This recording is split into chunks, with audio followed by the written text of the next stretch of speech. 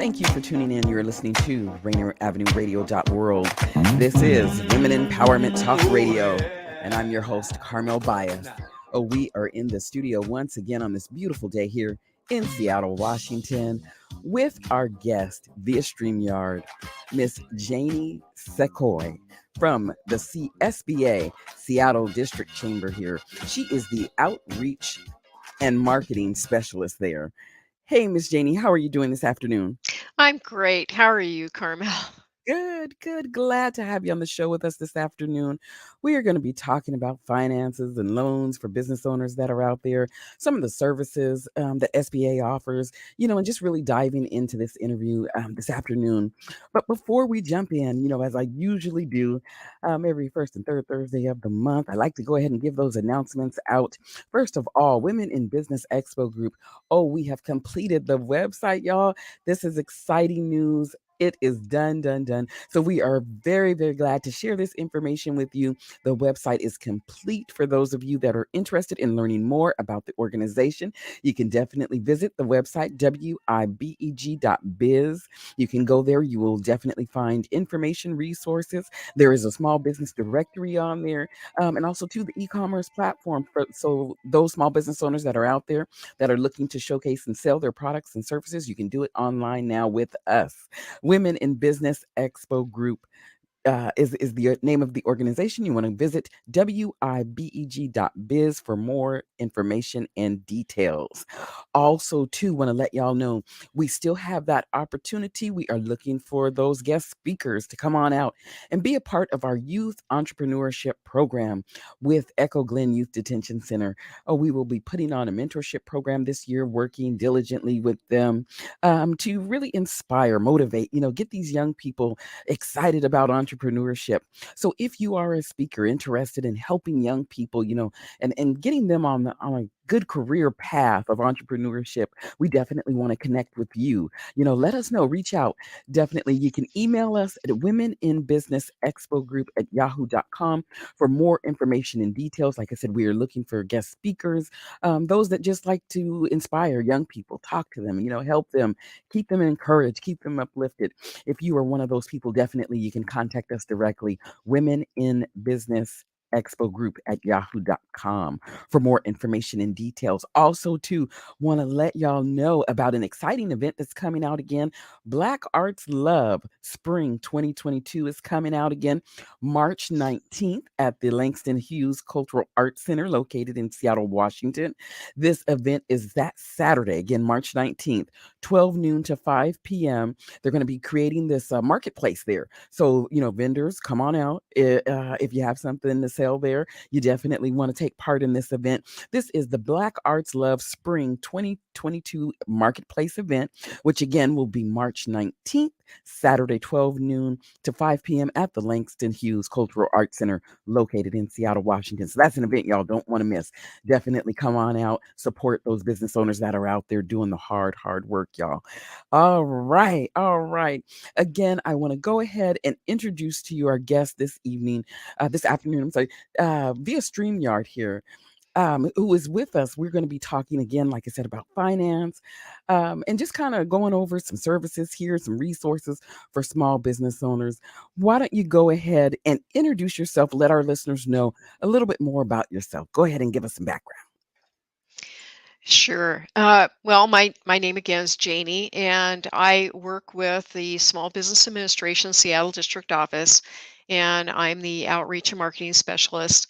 I've been working in the finance industry for more than 30 years doing community-based small business lending, utilizing the Small Business Administration loan programs and other government programs to help really meet the needs of the small business community and help them grow and expand.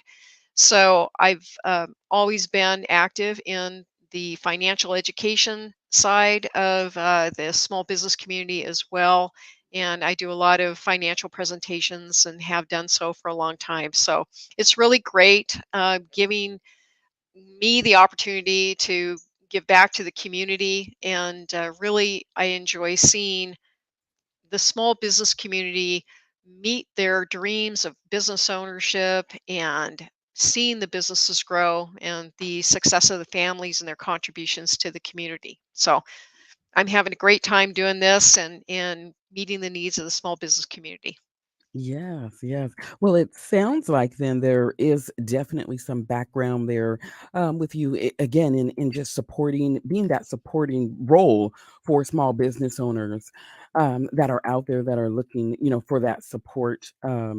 Maybe is what it sounds like there. So why don't you let our listeners know, what inspired you to take on this position, Janie, with SBA?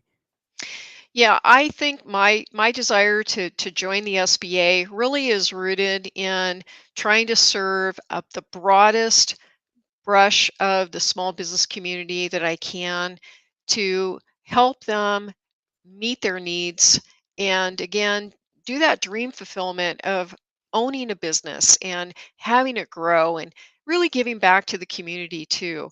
So I've really enjoyed doing this for years as a commercial lender, but now this really gives me an opportunity to do a much broader outreach through the Seattle district office, including the state of Washington and northern Idaho.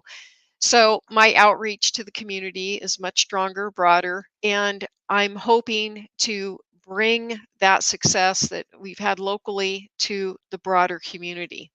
Yes, yes. Now, it sounds like there you did mention some commercial lending experience there. Miss Janie, have you yourself personally ever been a business owner, small business owner?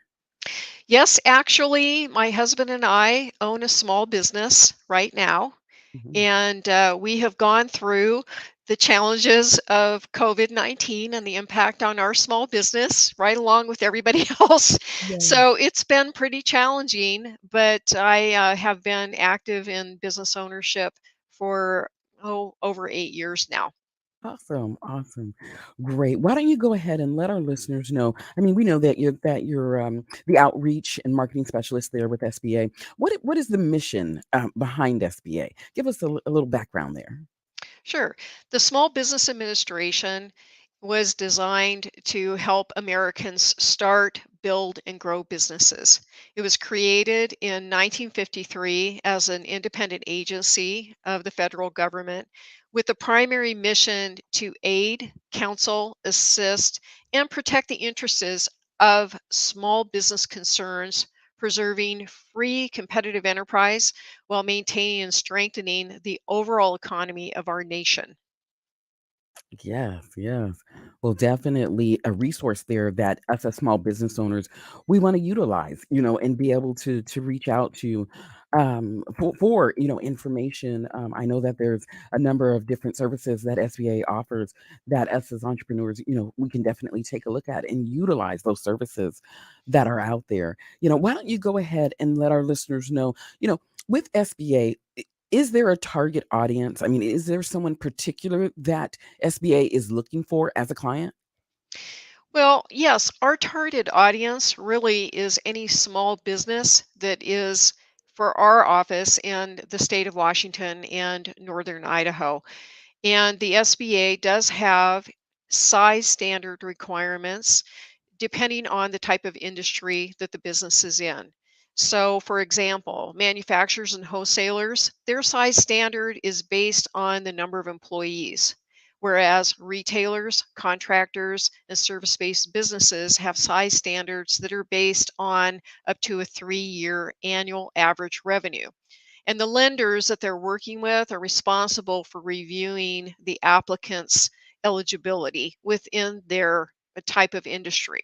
So when you think about small for manufacturers and wholesalers, the number of employees can go up to 500. That's a pretty good size small business. For retailers, contractors, and then the service based businesses that are revenue driven, you can have a range right now of $7.5 million on average for the last 3 years, all the way up to 25 million. So again, a lot of that's just driven by the industry. And that's why we rely on the lenders to really make that determination with their applicant as to whether or not they meet our size standard for eligibility purposes. But that's a pretty broad brush of businesses. Our targeted audience also is limited to for profit businesses, Mm, and there are some non eligible types of businesses, such as businesses that are in speculative types of industries, oil catting, mining, things like that. But by and large, most of our for profit businesses are eligible for this particular program. okay. Mhm. That's very interesting. Leads me to another question then. For those that maybe are interested in starting nonprofits, is SBA then able to help those entrepreneurs too? Well, for the nonprofit side, they are not eligible for participation in the loan programs. But I believe that they should be able to work with our uh, our counseling arms, which are a variety of technical assistance providers in the community. And those technical assistance providers include SCORE, which is a senior corps of retired executives, the Washington Small Business Development Centers, and the Veterans Business Outreach Centers, and then the Women's Business Centers. And we have three of those throughout the state that are targeted specifically at women owned businesses. But the SCORE and the Washington Small Business Development Centers are located throughout the state of Washington and northern Idaho. And they are really designed to provide that technical assistance and one on one counseling and mentoring to help business owners in general uh, make determinations about how to operate, how to structure their business. Some businesses think they would be better served being nonprofits, but they may be better off being a for profit structure or vice versa, depending on what they're doing. So, those technical assistance resources are out there and available to everyone. Yes, and it sounds like SBA has a great partnership with these other organizations there. So if you are a for-profit or nonprofit, either way, you can definitely get the support and assistance it is that you need from SBA, is what I'm hearing. Yes, I think that on that side. The lending, though, and the financing definitely is limited to the for profit sector. Okay. Awesome. Awesome. Sounds great. Why don't you go ahead and let our listeners know? I know that during this time that many business owners have been affected by COVID. There's been a lot of challenges out there, definitely. Why don't you let our listeners know, maybe a barrier or something it is that you've seen in your experience coming from that lending side? What do you see that small business owners face as far as a barrier, an issue moving forward when it comes to business loans? What do you see is maybe an issue or a barrier there that we tend to struggle with as business owners? Absolutely. There are a number of them actually that can prevent a business from obtaining funding and or growing. I think one of the first ones, especially that's related to a startup business, has to do with having at least 2 years of recent industry experience, and that's a prerequisite, even with an SBA guaranteed loan product. But people who are coming in and they have less than that 2 years really have a challenge obtaining funding. For existing businesses, having historic cash flow fluctuations where there may be a little bit of sporadic history in terms of the amount of the cash flow generated by the business over the last 3 years. Those are obstacles or barriers for them to be able to grow and expand their business. Sometimes it can be the amount of capital that is in the business, which impacts the calculation of a debt to equity ratio. And a debt to equity ratio is simply a calculation where you're taking the amount of the total liabilities and dividing it by the capital or equity in the business. Sometimes that ratio is higher than a lender would like it to be. And so that results in a barrier. Other times it has to do with a lack of collateral to support the loan amount on a liquidation value basis. And those collateral assets could be either in the business and or in the personal side of the relationship from the owners that have 20% or more ownership in the business. Sometimes a credit history problem where there may have been slow pays or a bankruptcy or collections or some other challenge in their credit score that may be lower than what a traditional lender would like to see. These are all obstacles or barriers to accessing a business loan. And the nice thing about the SBA guarantee program in particular is that for the majority of these obstacles, the program enables lenders to take another look at an application where maybe one or more of these issues resides, and then utilize the SBA program to help mitigate that risk. So, with the cash flow, they may be able, as a lender, to extend out the maturity of the loan to utilize the eligibility of the cash flow business does have. Or with the capital injection, that debt to equity ratio, maybe it's a little bit higher, but the SBA allows as little as a 10% capital injection in the business. So that would mean that a debt to equity ratio could be as high as $9 of debt for every dollar of equity. And again, that varies from lender to lender because they underwrite their own loans in conjunction with the SBA guarantee programs.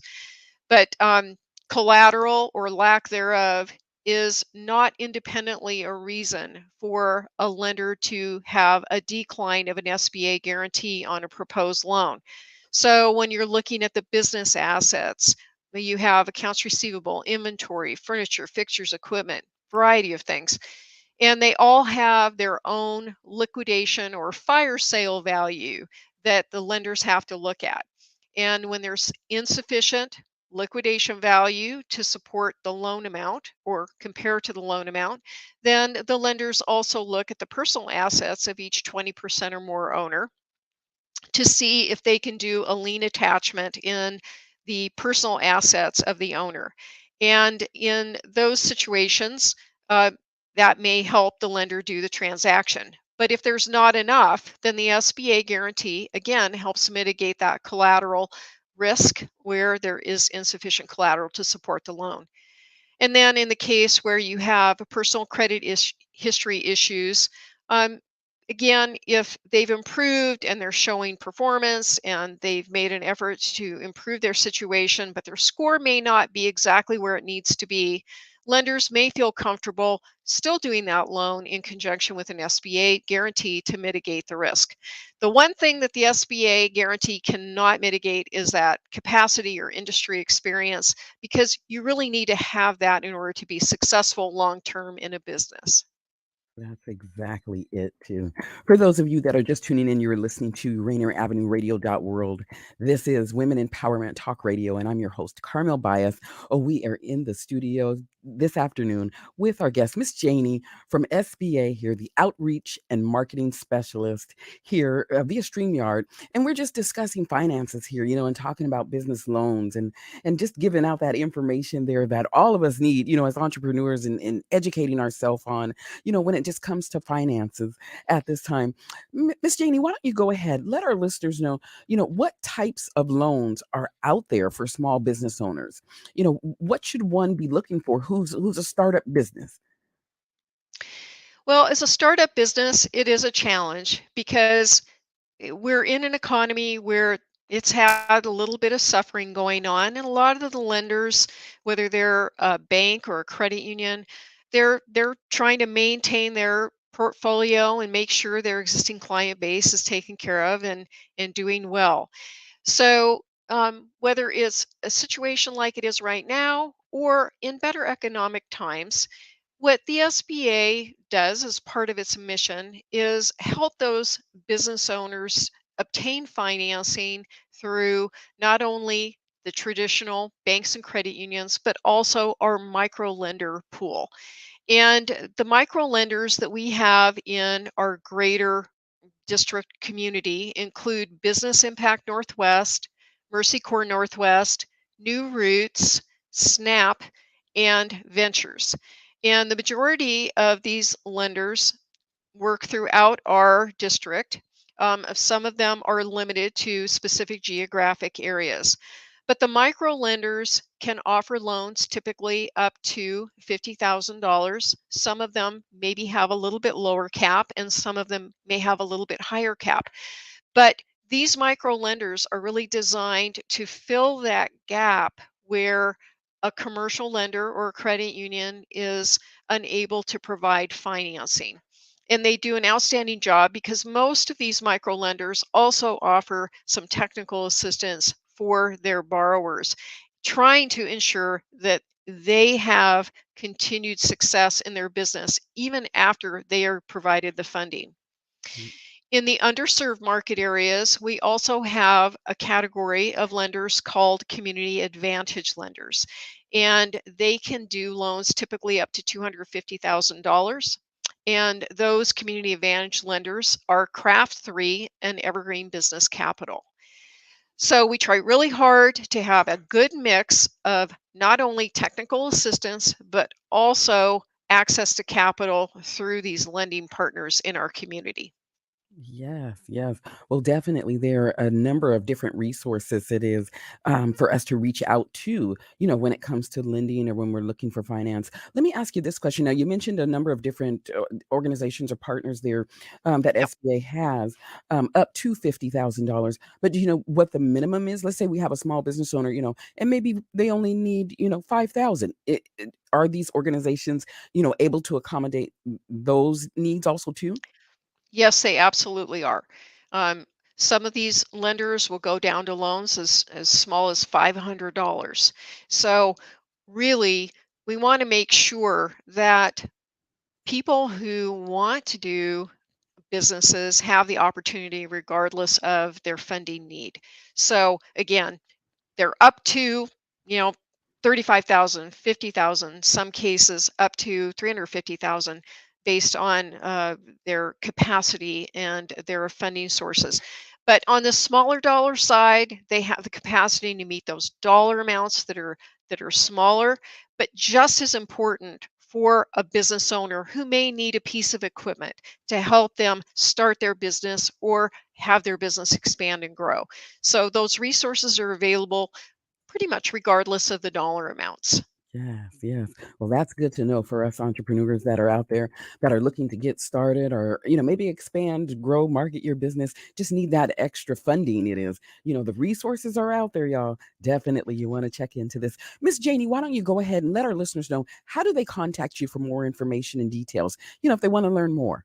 Sure, absolutely. You can reach us in the Spokane market area by calling 509-353-2800. In the Seattle market area, you may reach us by calling 206-553-7310.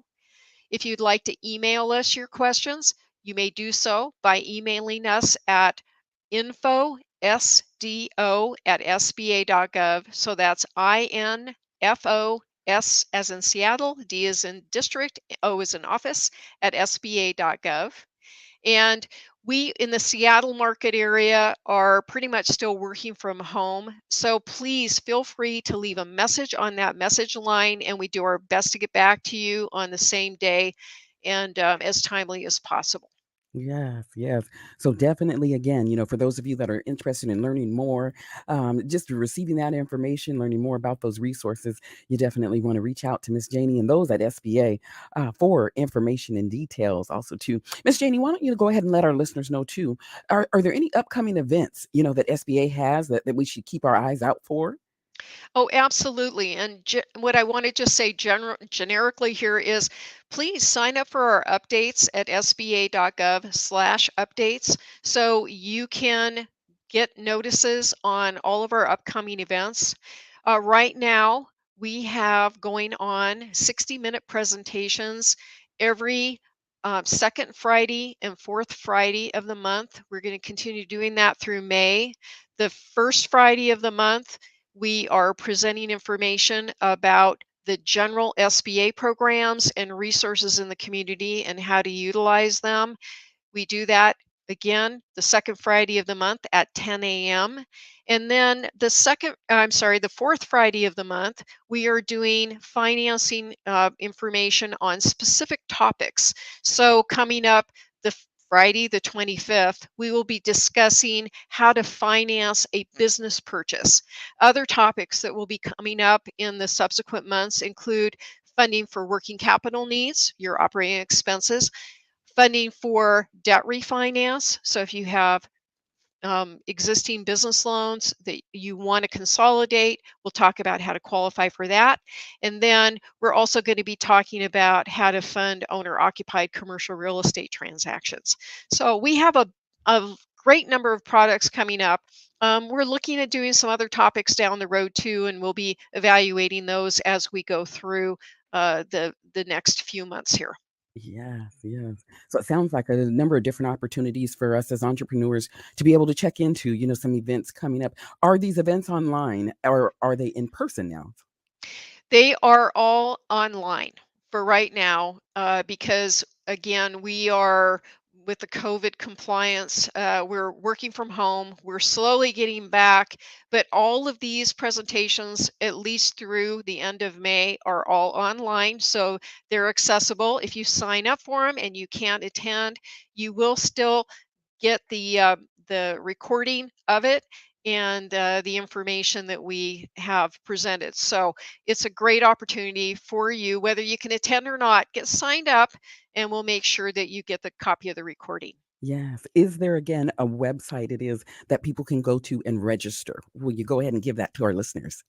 Yes, they can go to sba.gov and take a look at our events, and and then they can sign up on Eventbrite, and they will get links to do so when they go into sba.gov/WA and look at our event activities. And then they can transition over through the links to Eventbrite and get signed up that way. Awesome. Awesome. Miss Janie, I want to thank you again for your time this afternoon. This has been a wonderful time of information here. Just a great avenue of wealth here when it comes to finance, and us for entrepreneurship, just building our knowledge here when it comes to finance. So I want to thank you again for your time this afternoon. And I want to thank the listeners once again for tuning in. You are listening to Rainier Avenue Radio World, and this is Women Empowerment Talk Radio. And I'm your host, Carmelle Bias. Until next time, y'all.